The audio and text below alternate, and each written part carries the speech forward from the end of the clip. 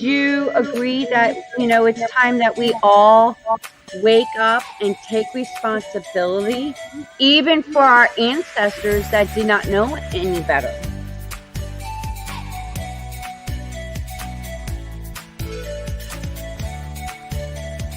Been waiting patiently to have this kind of conversation.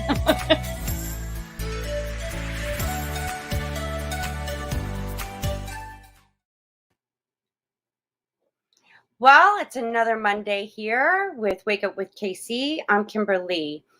Now, here's something that's interesting. I've mentioned in the past about mental health.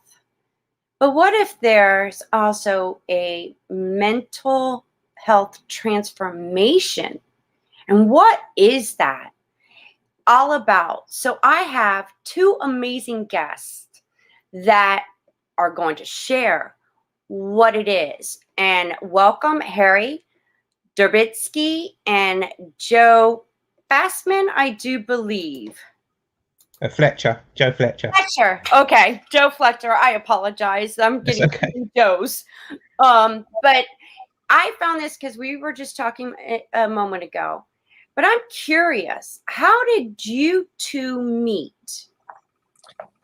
Well, as we were talking before, I'm a three principles educator, international educator, and author and writer, and I was doing a show, an unusual show, in this. So, three principles is a spiritual psychology. It's not just psychological, and it's not just spiritual. It connects those two worlds into one. Sort of like you're a spiritual being a human being type of thing. And so it teaches you about the human condition and at the same time links it to the universal condition, the condition that you've talked a little bit about in your intro, and the spiritual reality of life. So in simplicity, the three principles are: it's a spiritual world, and it's a world of thought. And the thought is the connection between the spiritual and the psychological. And of course, every client that comes to me asks me the same question. No matter what the outside circumstances are, Kimberly, it's always the same question. And this question that they're always coming to me for answers is, I don't like my thoughts, and how can I control them? Wait. Change your thought. That's 100%. There's the answer. It's that you actually have the answer, but they at that moment they're stuck in outside things are influencing their mind and controlling them, so they don't see the simplicity of what you just said.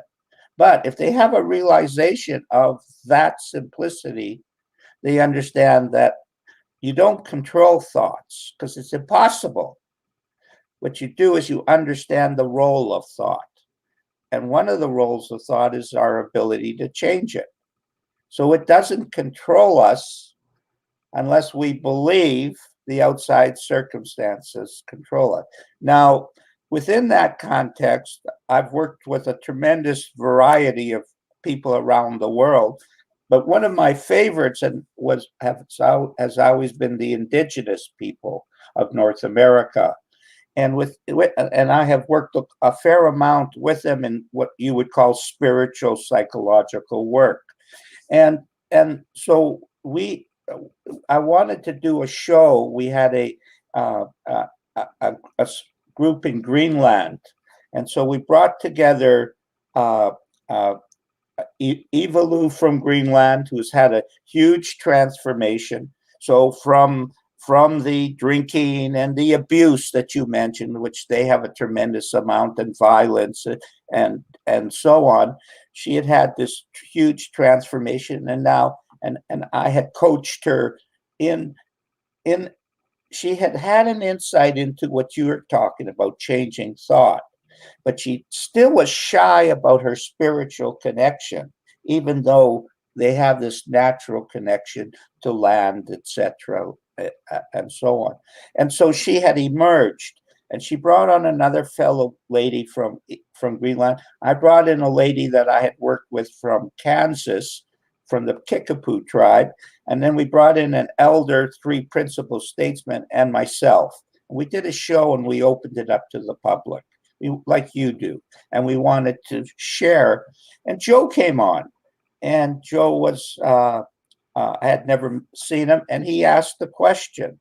And his question was something, I can't remember the details of it, but it was something like, I had this experience which I'm confused about, but it was a bad experience. And I answered, I said, no, that wasn't a bad experience, Joe. That was a beautiful experience if you're going deeper inside yourself. It was a mystical experience. See, a lot of people misunderstand when they have a mystical spiritual experience, because their mind gets, they experience a deeper level of God, or a deeper level of love, or a deeper level of understanding, and then they think about it. Uh-oh, that's the problem. They think about it, when in reality, all they have to do is accept the power of it. Wow. And that thinking is the psychological aspect of who we are. So, Joe, let me ask you, what was that experience? Well, I mean, after kind of suffering a life of suffering, and I discovered the principles, I just kind of got caught up in my mind and the anxiety. And I was laying in bed, and it kind of felt like another voice came up within me. And then probably, I mean, I'd guess for about 5-6 seconds, it just felt this whole pure energy or pure love, the most beautiful thing I'd ever felt was in me. And then it was kind of like someone had stuck a power socket in me and was pumping thousands of volts through me. And and my mind just sped up so fast. And it's kind of the way it kind of came to me, what it felt like was that if you had a car in neutral and you rammed your foot down on the gas pedal and it was just in the red line all the time. And so my mind was just, and I just couldn't concentrate at all. And it just felt like my mind or my consciousness was flying off. And it almost felt like it was trying to escape my body, almost like into the universe. And so I was kind of really struggling with that. And then I kind of started getting all these ideas that I'd had this enlightenment and I was this enlightened person, but I felt terrible. And so I was kind of saying, I really hate this and I want to go back to how I was and I was good before. And I tried different things like Tai Chi and exercise and that, which would temporarily slow down, but then it would speed up again. And then just suddenly out of nowhere, this other thought came into my head that, no, this is not an enlightenment doing this. This is your own thinking. And then like that, my brain just slowed down. But then I was just getting all these insights flying into me. And it was kind of quite, don't know, describing kind of sort of Eckhart Tolle type, what he writes, that sort of thing. And but it was almost like I disappeared for 3 weeks because my family were getting quite worried. And so it seemed quite scary in that. And I was quite scared of what was happening because I just didn't understand this. And so that was when I went on to Harry's show and I asked, the question I actually asked originally was, is that what Indigenous people call spirit walking? And then she kind of asked, and then it kind of seemed like I'd had all these things that when they give people mental health diagnosis, it seemed like them. And so I kind of said it to Harry, and when he said that actually this is a positive spiritual experience that you're having, it's spiritual gifts, so that kind of shifted my whole perception of it and concept of it. That actually it wasn't something bad happening to me. It was a positive experience of going deeper and actually finding out who I am and touching what kind of people would call God, or I saw as God, the love of God. And at first it felt like it was taking over my body, like I'd almost been invaded by this other voice. But then when I realized actually that was my true self speaking to me, that actually to embrace it and not try and work it out or think about it and see the beauty of it. Wow, that is amazing. I've myself had similar experiences, but it comes through channeling. And when I first started experiencing it, was like somebody taking a taser gun and electrocuting me, and I would vibrate like so. And I could tell what these beings, based on their frequency and vibration and how intense it was very, there were like higher levels to each individual ones of them. And I found that fascinating because one, I knew I wasn't getting harmed. I wasn't getting hurt. I was just experiencing something that I was unfamiliar with. And I feel like deep down there was something to it. And I'm like an investigator research. I just try to connect the dots. I ask a question and then I start questioning everything because the answer will show up and then it leads me to another question. I think that's how my journey of self-realization or spiritual awakening happened. Would that be safe to say truth? Yeah. See, when you're exposed to the indigenous world while you're talking, this is you get out of the white man perception of what reality is. See, there is more than what people are talking about, the physical, and that's why they become religious, etc., or new age and looking for peace and so on. But the reality is there is a mystical side to life. And within that reality, what I teach is that you have mystical gifts. And if you can accept these mystical gifts, you can use them very effectively. Example, I'm known among the indigenous people as a man of the spirit, and I'm a pipe carrier, a very, very powerful pipe carrier, one of the most powerful in Indian land or indigenous land. But when I enter the white world of the three, and within the three principles, I don't tell people I'm a pipe carrier because they will freak out with that. They will not understand it, and they will ask silly questions about it. So I just use it, the gifts, the intuitive gifts that the higher power or the spirit, that's what I call it, because that's the indigenous word. Everything is spirit, and it's all created by the Great Spirit. So it's the same, it's different language for the same thing. So I use the word spirit. And so when I talk to people like Joe, I'm intuitive because I understand, I can feel the mystical aspects of the gifts that were given. Some example, all indigenous dream, all of them. They call it prayer. Other people, but they dream. In the sweat lodge, they're very visual with the spirits that they see. I'm not as visual as they are. They have opened up portals. You have portals. Some are closed, and some you and Joe are describing. You opened up. And after that opening, that portal is opened up, it's not closed anymore. It's open. And that's all the indigenous have. They have certain portals that are open. That's what white people or non-indigenous people, they have certain portals that are open up, that are more, that allow them to see the reality a little bit deeper. And when I say a little bit deeper into what you're alluding to, Kimberly, the unknown. See, I don't know everything about the universe. In fact, Joe and I and you might say we're babies in that. And that's the way we like it. It's very, but we don't want to pretend we don't have certain gifts that God or Spirit has given us. And so it's like intelligence. If some people, one person is more intelligent than the other, like Einstein's not going to pretend. Einstein failed grade 2 math. Now, he must have been a real dummy to fail grade 2 math, except he was the greatest mathematician in the world has ever seen. And his teacher recognized, indeed, this guy's way ahead of her. So that's all opening portals is. We open up to this gifts. And when we open up to this gifts, we get the spiritual, psychological connection of who we are. See, if you deny your beauty, Kimberly, if you deny your gifts, you deny love. Every time you deny love, your heart goes, oh, it hurts. That's all pain is. Emotional pain is denying love. And when the pain goes away, you finally open up and go, maybe I'll just let it flow. And that's our natural state of mind, letting it flow.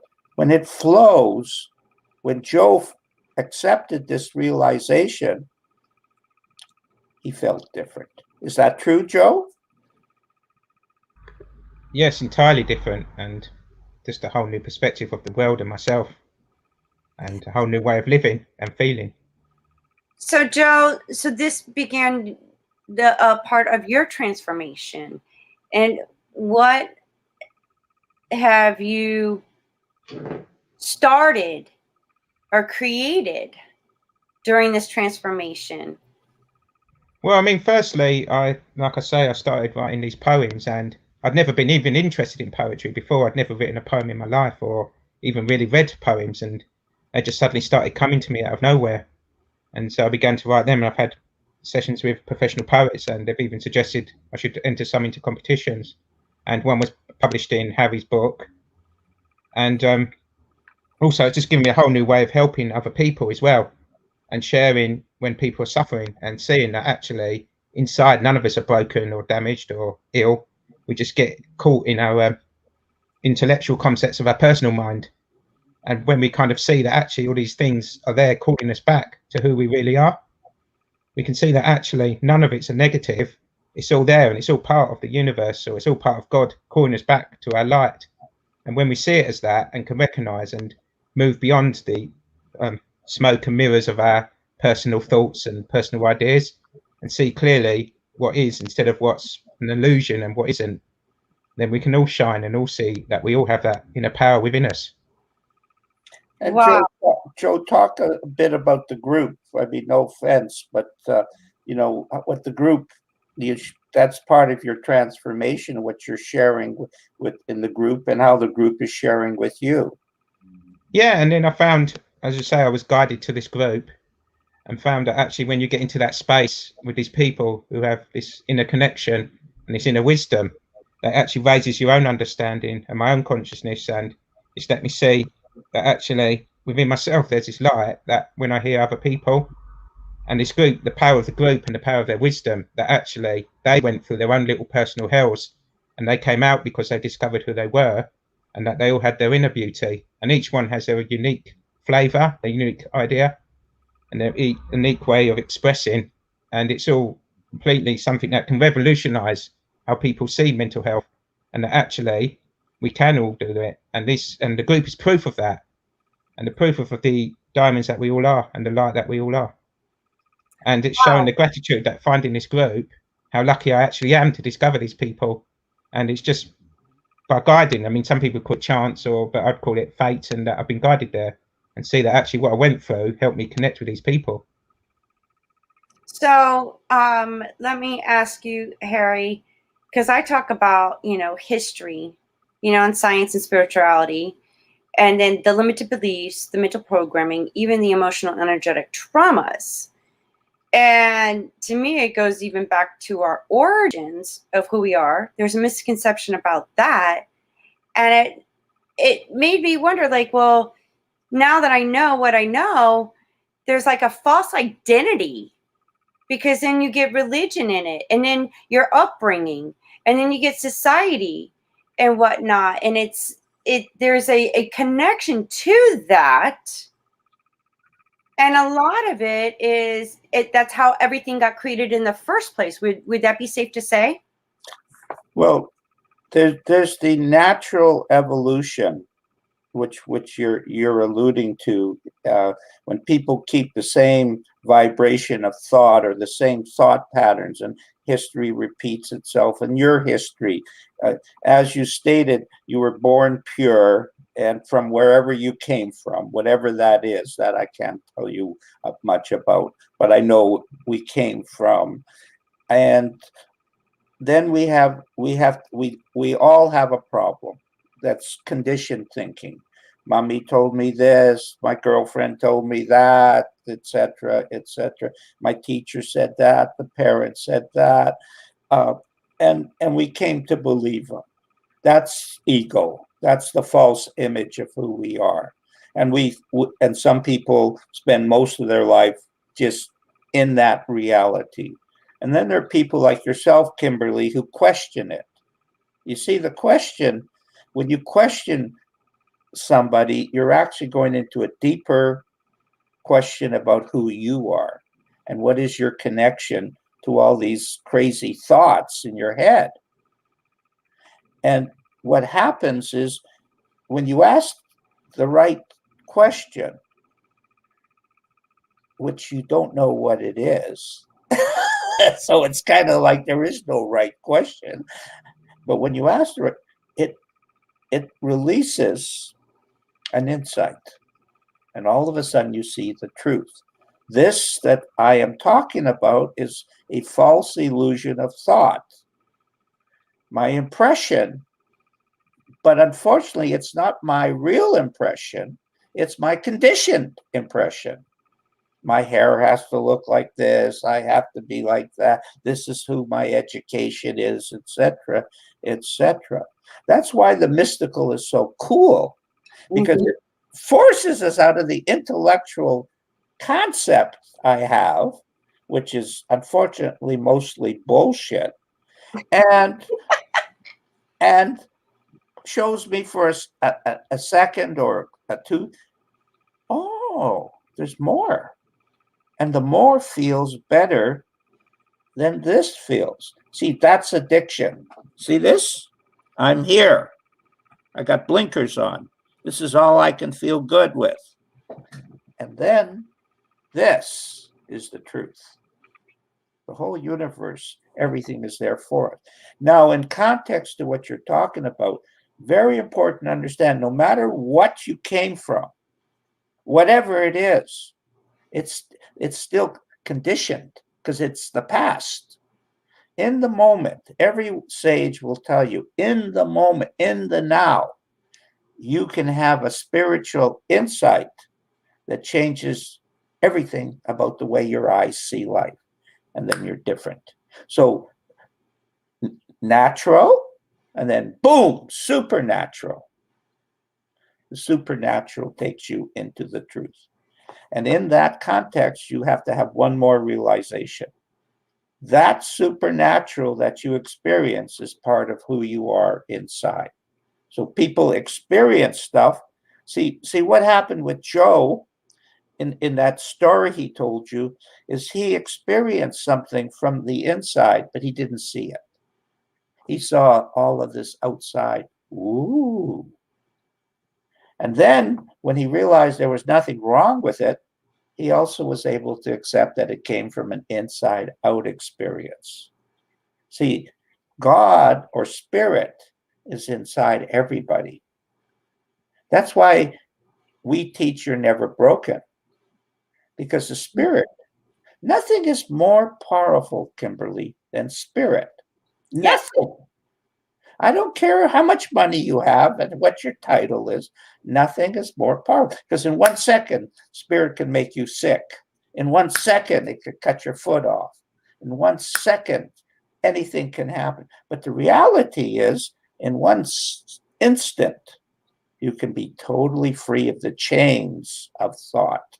And all those thoughts are coming from the past.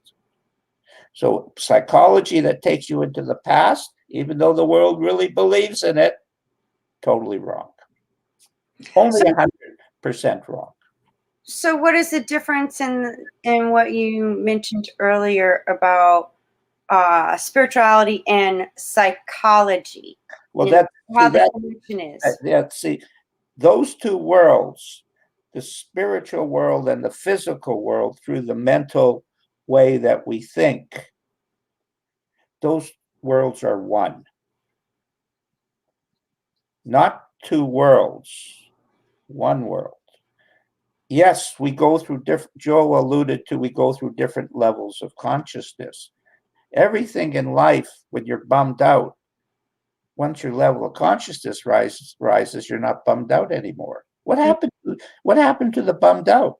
Oh, I forgot about it because I'm happy, because I'm feeling good. I'm quieter. Oh, I thought I'm supposed to be more active up here. No, you're supposed to understand quiet, silence.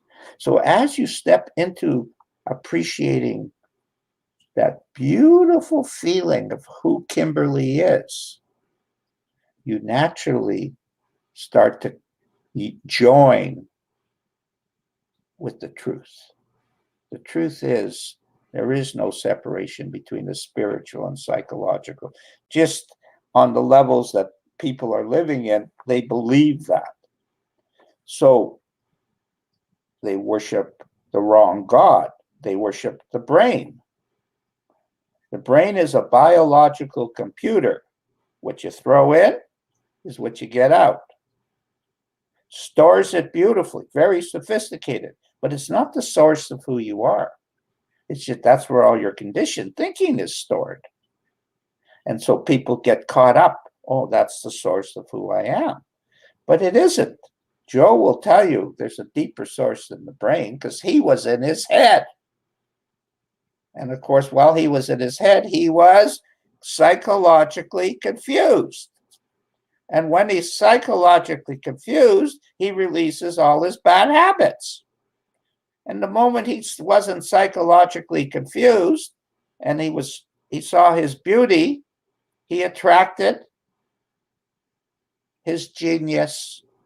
See, Kimberly, you're a genius. Not a, what the world, you're a genius. Joe is a genius. He wrote a poem, and so I put it in the book. And maybe we'll read it, but not right now. But the essence of it is all the members, there's 6 people in the group. All of them had 2 problems. All, including Mr. Joe Fletcher.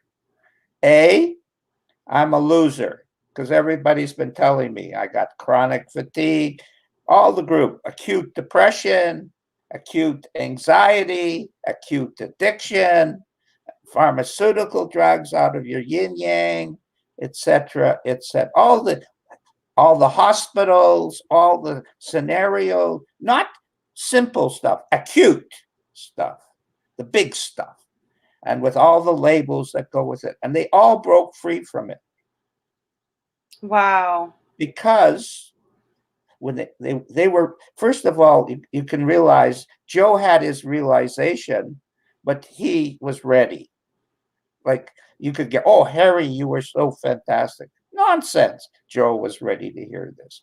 I was just a conduit that happened to say something that released what he needed to hear. But I recognized that's what I brought in. I recognize. But he comes in and he's lacking 2 things. A, he's a loser. He comes into the group, he's not a loser. Everybody loves what he's talking about. Oh, I have all this, I have a lot of questions. Joe came in with a lot of questions. I would have been too. But the group loved it. They were good questions. They were spiritual, psychological. How does this thing work? And all this stuff.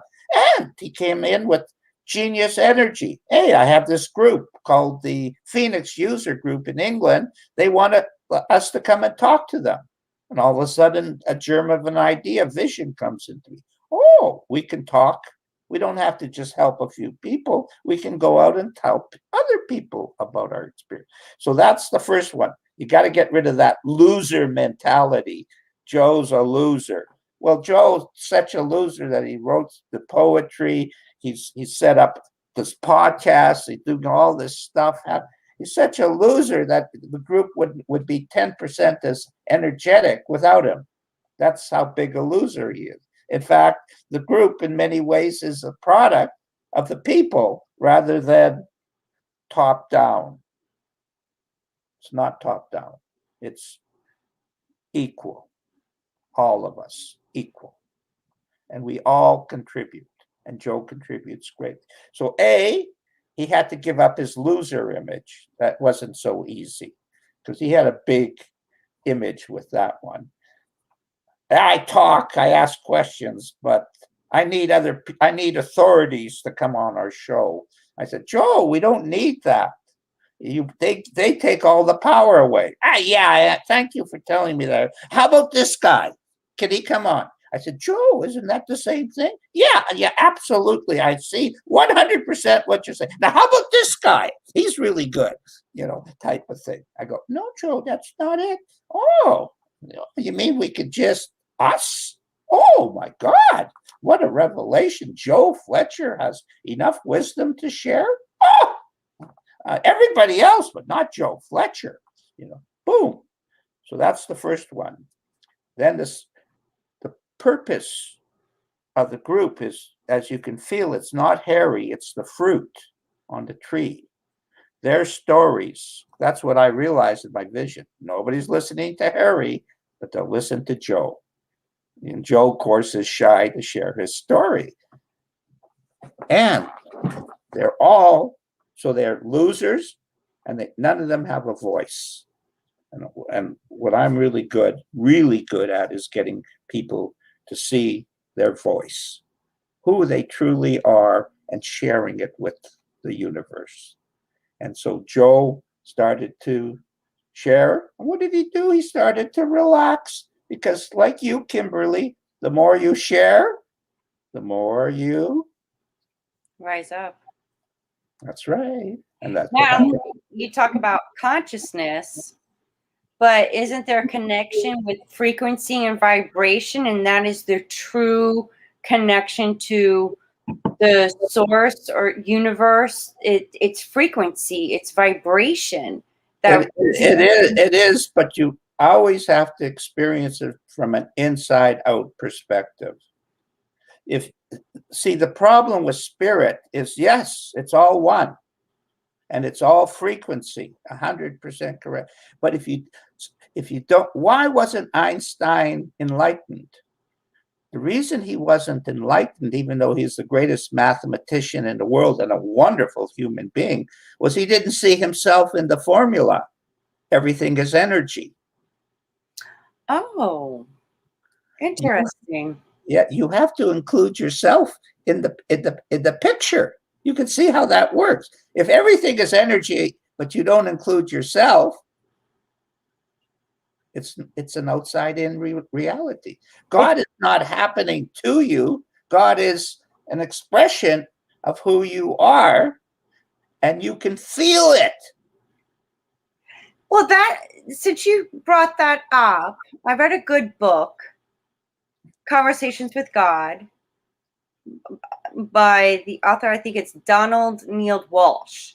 And there was an interesting statement that he said in this conversation dialogue that he was having with God, even though it was in here, he was going through this experience.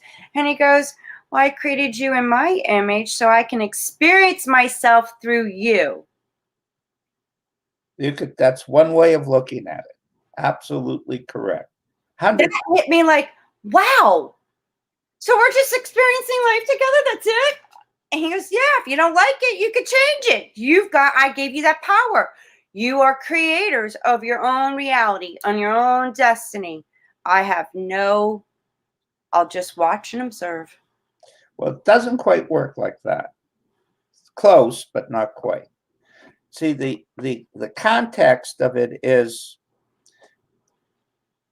on the lower human levels, we have choices that with free, because God gave us the greatest gift in the universe, free will to think whatever you want. And the thought creates the universe, the perception, and often the action of it creates certain things. So on the lower level, it looks like we have free will to choose. So we choose an apple over an orange and say, "Ooh, what a revelation. I like apples better than orange." But as you get into the deeper contexts of how reality is, as your level of consciousness rises, you start to realize that the things you think about are quite trite. Well, a lot of noise up there and a lot of mess and a lot of and do I really know what I want? And as that quiets down, as you pay less attention to my personal free will, you leave the little I. So in the Muslim faith, they have three nafs, they call 3 levels of self. The first level is you're unconscious and you're just doing stuff, lots of bad stuff, lots of bad unconscious. Second level is you become conscious of it, but you're doing stuff. And the third level is you leave all of that totally behind and just surrender to the big I. So you go from the little I to the big I. And as you go up in levels of consciousness, you start to trust God's voice, like the gift Joe got. And one lower level, free will, he used incorrectly, because that's the way we do it. The problem is free will. Yes, it's the greatest gift in the universe, but it's also the greatest pain in the rear end of the universe. Because I'm so stupid. Excuse the expression. I shouldn't say it so emphatically. Joe, I should be more modest with myself. And so on the lower levels, we are very conscious that we have free will. But most people just define that as being independent. It's not real freedom. Freedom is when you join, you're plugged in with God. That's the only real freedom in the universe.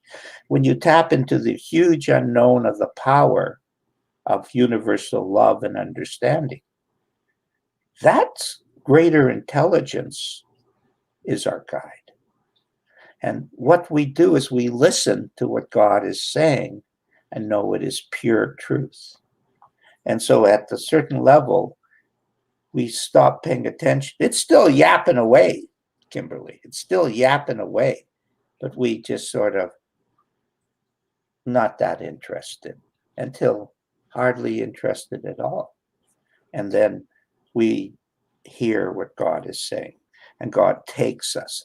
You see, this group, it's 6 people. I didn't create it. God created it. Spirit created it. Could never have been created by Harry Derbitsky. I've never taken a psychology course. How can I be the lead coach of a mental health group? I've never had mental health issues. Theoretically, of course I know the truth, but within the reality, how could that happen? And 3 years ago, I could have met Joe and nothing, because I wasn't ready. He wasn't ready. But now, see how vibrations attract each other? Our vibration had evolved to a point where, bingo, this dumbass guy from England, Cockney accent, who I can't understand when he talks too fast, and this equally dumbass teacher get together, and he asks a question. That's all that happened. And from that, Joe and I have a interesting relationship. He does a lot of stuff for me, a lot of stuff. Everything he does makes him grow because he's sharing his gifts. He has beautiful gifts. Why is the world saying to him, no, you concentrate on your failures, concentrate on what a loser you are. And he's saying, most of the people had worked a lot with addiction and homeless people and indigenous. They're way ahead of where the rich people are at in a lot of ways, way ahead. But of course, the world is saying, loser, loser, loser. And how are they feeling? Psychologically, they're lost. And all that the 3 principles teach you is the right use of thought. And you said the answer, which shows me how wise you are. So you could say all that other bullshit, excuse the expression, and I could hear that. But you said change thought. That happens to be pure truth. Sorry, Kimberly, it's pure truth. Can't take it back now. Well, you mentioned how Joe came to meet and whatnot. Would it be safe to say, like, like energy and whatnot. It's like synchronicities that line everything up. Like they call it fate or destiny. It's just a synchronization that's happening in the spiritual and the physical that's coming together because it's one. It's just one being with a being, and like this has to happen. So somebody created the thought in the first place and asked, bring me the right people to have this moment or create this program or whatnot. And it just took those synchronicities to form and create, to manifest. That's what happens. That's the way it works. Positive energy creates positive synchronicity. Negative energy creates negative synchronicity. That's why the vibration of the world is so low. Negative vibration, greed, lust, sex, violence, addiction, all this stuff. It's all lower vibration caused by impure thinking. Oh, human beings are not very good at their job. Oh, human beings, parents are hurting their kids by teaching them the wrong values. Oh, rich, easier to marry a rich woman than a poor woman. Oh, I heard that about 50,000 times. I went out of my way to marry a poor woman just to prove my mother was wrong, type of thing. That's just a joke. But the reality is, I'm going to let Joe answer your question, by the way, Joe. So get ready to answer the question and jump in. But I want to explain how it works, Kimberly, what you're talking about. One of our members has a PhD in physics, quantum physics. He's brilliant. He's just unbelievable. But he had mental health issues and addiction issues and anxiety issues, So of course, being a human being, it didn't matter how genius he is. But he said to us in one of his talks, there's a P at one end of the world and a P at the exact opposite end of the world. When the vibration of this P moves, it affects the other P. Scientifically proven. Mm-hmm. Now you know how love works. Now you know how thought works. Every thought that Kimberly has is affecting the level of consciousness, the vibration levels of the universe. How does the world change? Not with outside form. That world is getting crazier and crazier and crazier. So it doesn't have the answer. How does Joe change? How do these other people change? Each one from these acute loser images, labels. How does he change? Well, it turns out Joe figured it out. You see, I don't help Joe. Joe helps himself by his level of, he sees. And as he sees, he becomes. Now, he doesn't work on himself. That's the biggest bullshit in the world. I changed. And I was a orangutan beyond orangutan, the wildest guy in the universe, type of thing, with big hair and all this stuff. And, but I changed. But I changed when I became happy and content. And the bad habits dropped away. I didn't notice them. The only ones that didn't drop away, Kimberly, were the ones I was working on. You got to forget about it. Just get into happiness and contentment. And then you find out who you are. A happy, content, spiritual being who doesn't know what he's doing. So I have that question. But here's something, because you mentioned about sex, but I came to a concept of first and foremost, we're spiritual beings, we're sexual beings inside of a human being. And there is connection with being the spiritual and the sexual in the human being. And it's one of the greatest gifts and in a connection to something greater that a lot of people have not experienced yet, that still suffer today. Well, let's, Joe, because I've done a lot of talking. I like to hear How do you? That's a question you'd never been asked before, Joe. So why don't you just give her what you see in that? Well, the way I see it is that, I mean, we are all part of that oneness or the energy that's called God, but then given our individuality, and that we're here to grow as our consciousness, and that we go through our suffering as part of the growth, and we experience that to allow us to grow, and that everything we go through is to bring us to a certain point and to meet the certain people who will help with this growth, and that actually we're here to experience the world as part of that growth, and so everything we do is part of helping us to grow. And then we see that the actual connection with people, and then when people are suffering, is to wake people up to who they truly are, and then like tap them on the shoulder, and then as the whole world grows together, then the consciousness rises. And so every kind of experience we do go through is kind of a positive in its way, in that it's part of that growth. And so as far as the kind of I mean, I can't really say on the sexuality thing. I mean, only that it brings a connection between us and that oneness again, and that as we kind of accept that actually the ego is just when we kind of see our own self-importance as being above others or below others, but when we kind of surrender to who we really are, and that we're actually all part of it, and no one is more powerful than another person, no one's more spiritual, we are all God in human form, expressing that expression to become part of it. And it's the separation that causing the world's problems, and it's actually realizing that like the group we came together, and that together we're powerful. And it's that kind of saying, isn't it, what's it, together we rise and divided we fall. And it's all pointing to that, really, that actually once the energy comes together, it can conquer the world, it can resolve all the problems from the wisdom, not from the intellect. And so when we kind of try and work it out or try and intellectualize it or start labeling it, and that's again we're caught in that kind of ego intellect.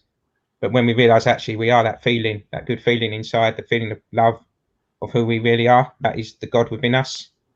And so we're here just to connect back with that and to kind of go back to who we really are and find ourselves that's within ourselves, not outside.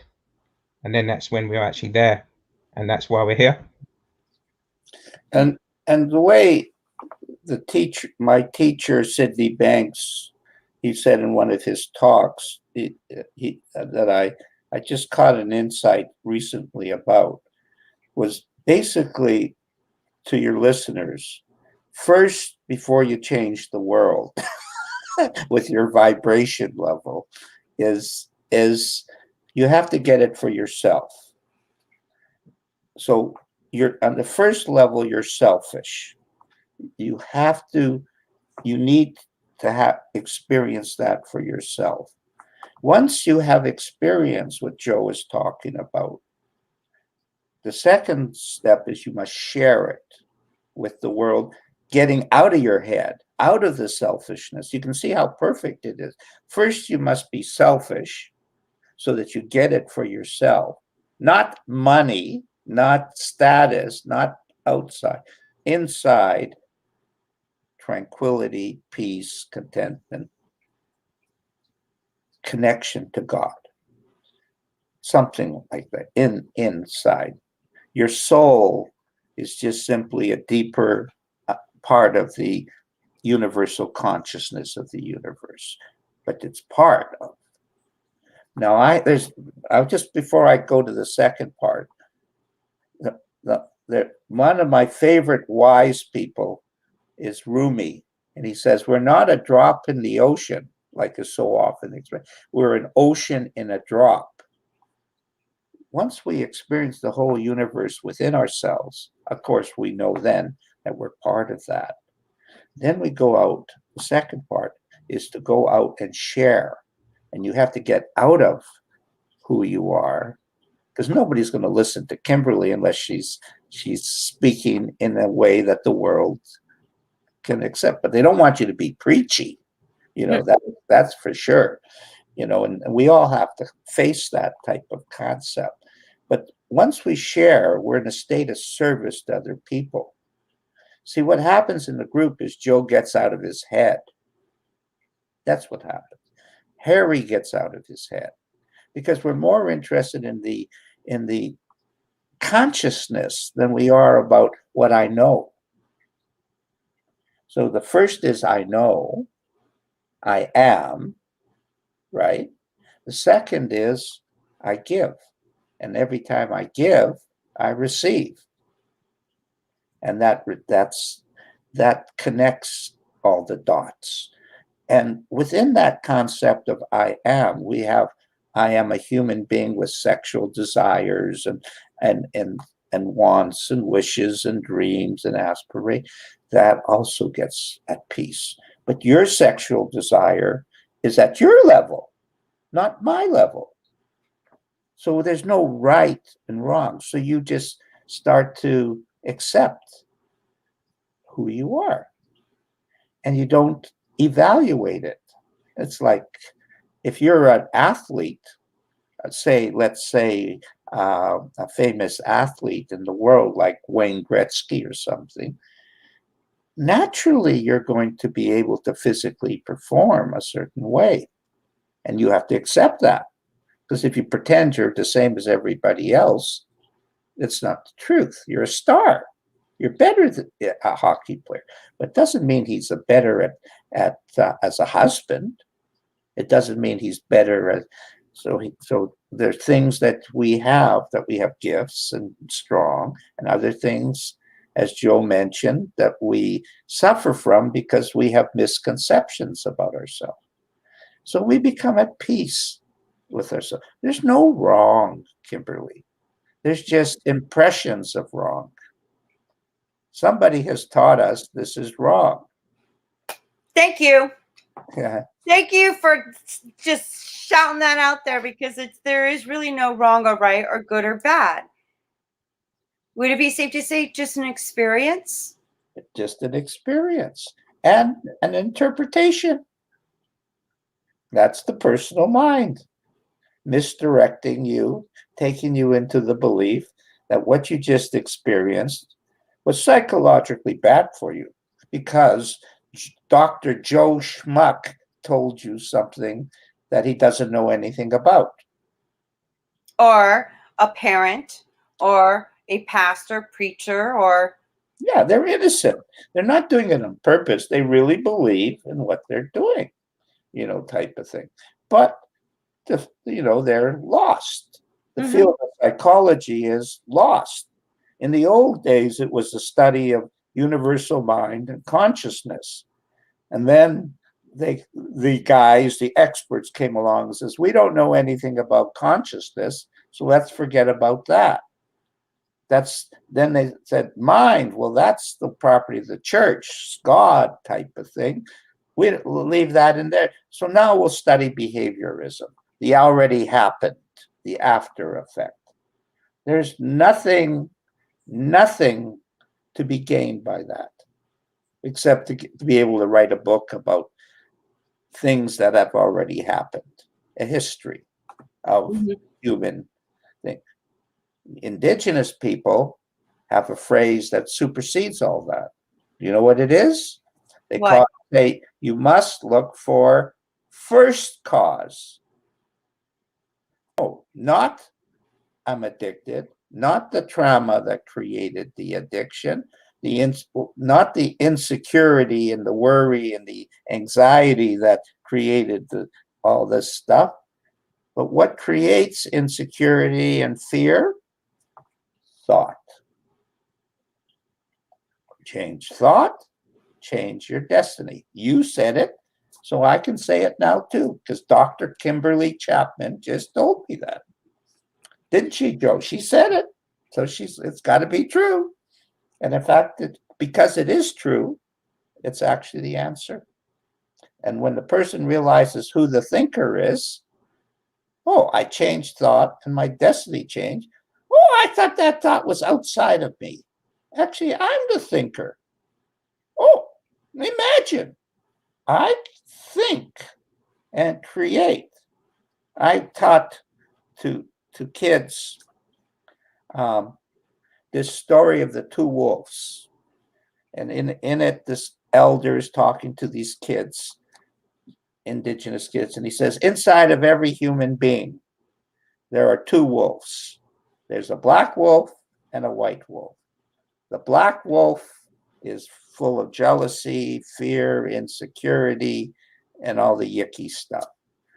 And the white wolf is full of love, caring, sharing, and all the good stuff.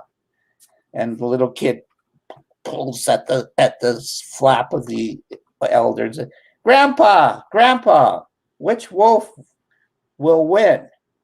And the grandpa smiles and says, the one you feed. Mhm. Now, that's the story as far as it goes. But I have more to the story, because when I shared this story with a grade 2 class, the kid raises his hand. How dare a grade 2 class, a kid, ask a deeper question than an adult? How could that happen? The adults are so stupid. And how could a grade 2? He says, how do you feed him? So I asked it to the class, well, how do you feed the wolf? Which wolf? And one kid gets up and says, how you think? I said, bingo. Another one gets up, how you feel? Bingo. A little Indian, not native Indian, from India. Little girl, very meek. And how you act? And I said, adults could never have gone such a deep, simple answer. They'd read a book about it before they told her what the answer was. Dr. So-and-so will write 50 volumes on it because he doesn't know what he's talking about. How do you feed the wolf? How you think, how you feel, and how you act. Well, this in indigenous teaching. Indigenous teach that every thought, every feeling, every action is sacred.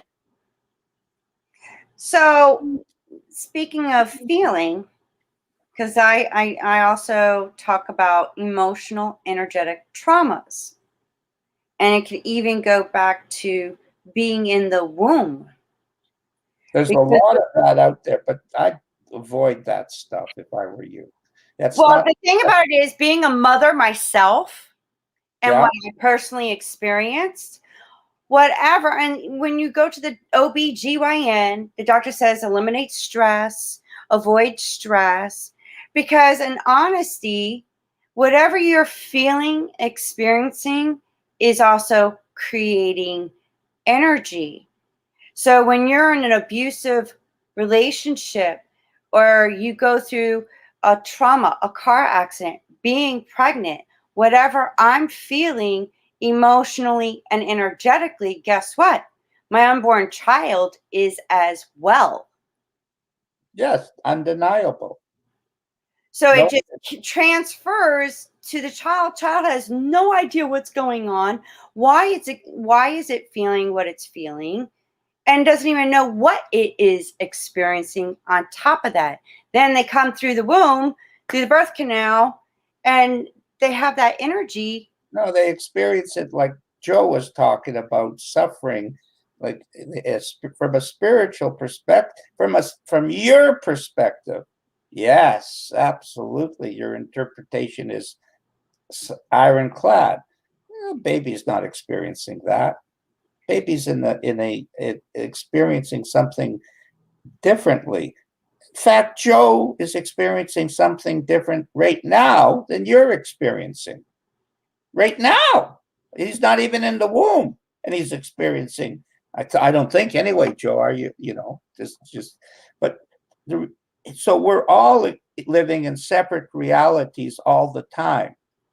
The question is not what you're given; it's how you deal with it. The wisdom that you use, that you understand, or the stupidity that you use and you understand. You are not a victim, Kimberly, because you were born in the womb. You are not a victim because your parents were this or that. Yes, I agree with you that you in the past, but here's the trick. You want the trick? Here it is. The past was then. Only you via thought, like the crane that goes in the circus, or the thing that pulls out a prize. Only you, with your lack of consciousness, can bring the past into the present via the thought. If you don't bring the thought in, guess what happens? It just sits there. You do not lose any thought or experience. It is never removed. It's stored in the brain. But you have free will to or go, oh, change thought. I know where that one goes. That brings back the memory. Yucky. Ooh, I'm a victim. Ooh, I was abused. Ooh, I have these old thoughts. Here, give you a simple example. I'm doing this conference. I don't go to conferences, and I don't study, but I went to this conference, Three Principles Conference, and these two people have a strong spiritual presence, and I'm enjoying myself, so I want to listen to them. So I'm here like this. It's 9 o'clock or 9:30 Sunday morning, the last day. I'm a little tired, to be honest, but I'm in a relaxed mood. And a mouse had come into my apartment. I go, ah! And then it runs away, comes back again, and peeks its head out. I go, ah! Now, I hate to tell you this, but that's a hard state of mind to listen, right? You know, I'm putting this deep spiritual message, and I go, ah! And I'm trying, ah! And I can't get it out of my head.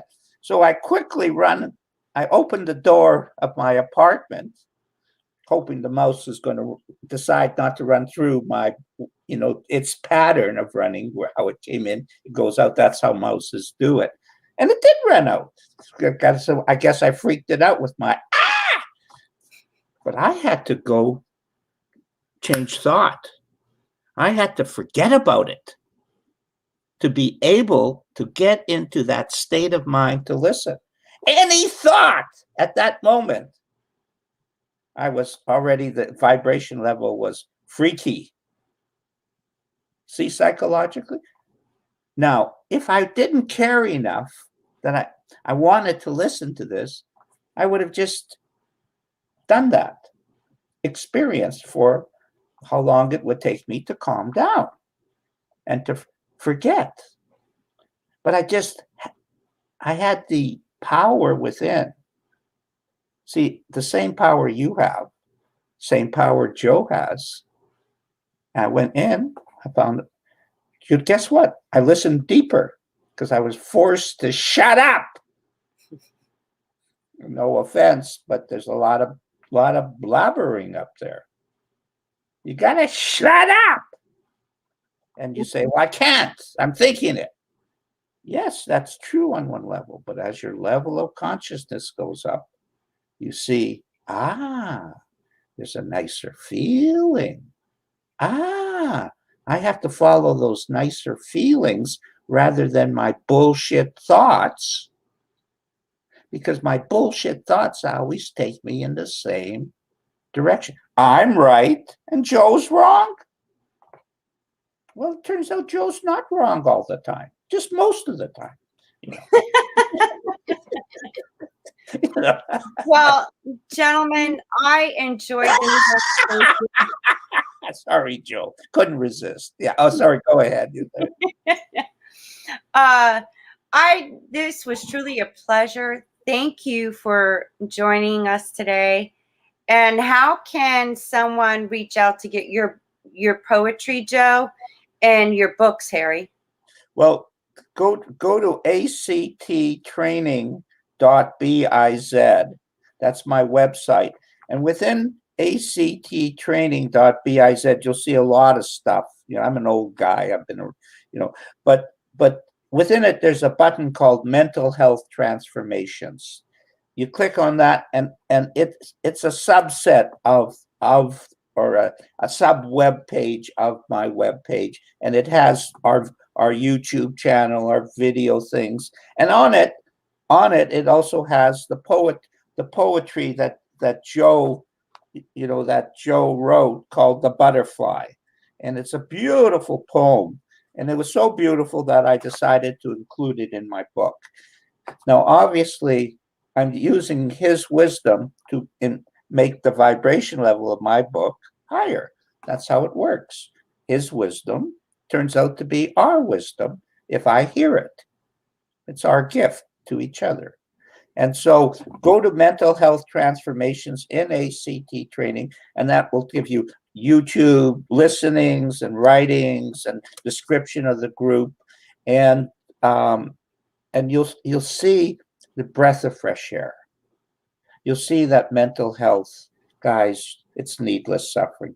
You've been listening to the wrong people. Joe found out a bunch of bullshit. No offense to the experts in the world, but a bunch of bullshit. It's the same thing I found with addiction.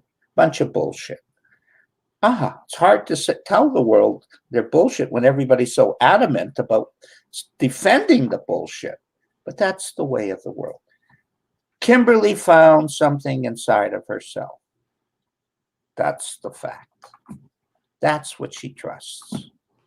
She shares it in her way. Joe and I are sharing this in our way. And we feel blessed because it's been a treat. A real treat. I mean, look at this. It's the morning. I have a cup of coffee. I can tell a few bad jokes, and we just have a good time. Well, Joe, would you like to say any last minute words? I'll just say thank you for having us on, and it's been a beautiful conversation.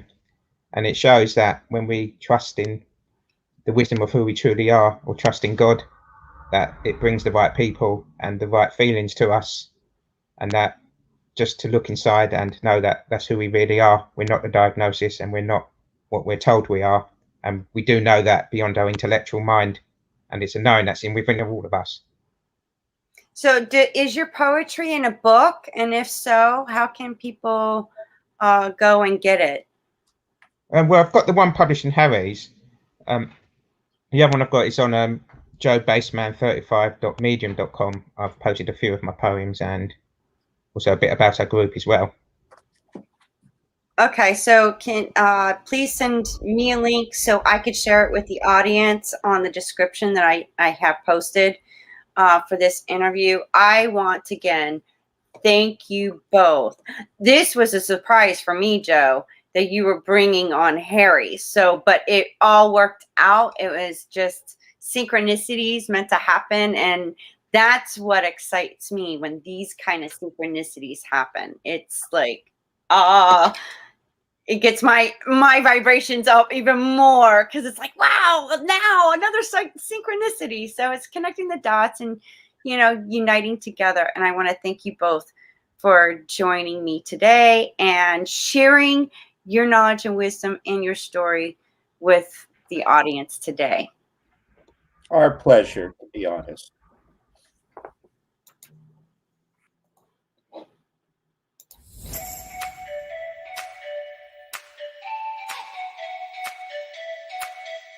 Do you agree that, it's time that we all wake up and take responsibility, even for our ancestors that did not know any better?